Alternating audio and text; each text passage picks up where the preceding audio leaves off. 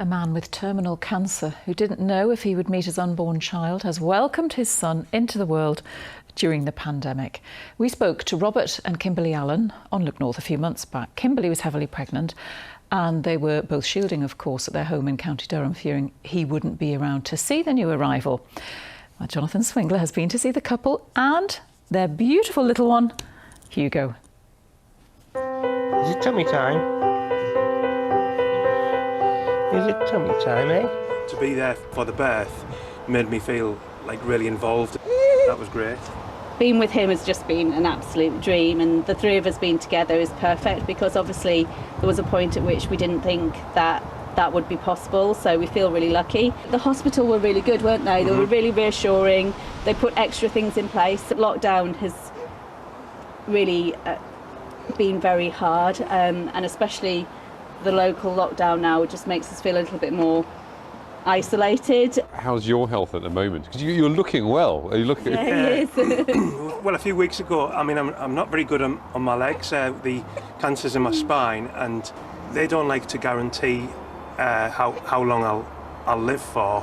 So I think we just don't go there when I go to clinic appointments. They want to just make my life as comfortable as possible and prolong it for as long as possible as well. And just the other week I fell down and landed on my head, but Kimberly had to rush me to A&E because I'm also on blood thinners because I had blood clots, DVTs and pulmonary embolisms as well. I just feel so bad on my legs now. I daren't pick them up and stand up with them because I just think I could potentially fall.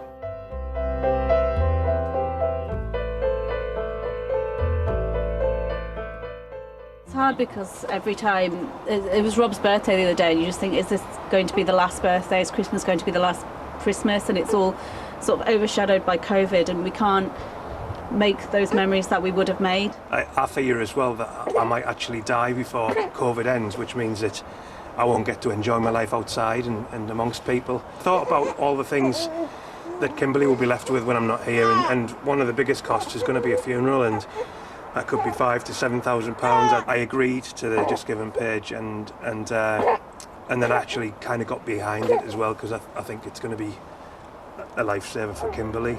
I think she's really good at being a mum, but I think I'm struggling to cope with the crying, and I think a lot of parents do, and they kind of just keep that under wraps. But I think they are really hard work, but it's rewarding when he gives you a big smile or he's laughing.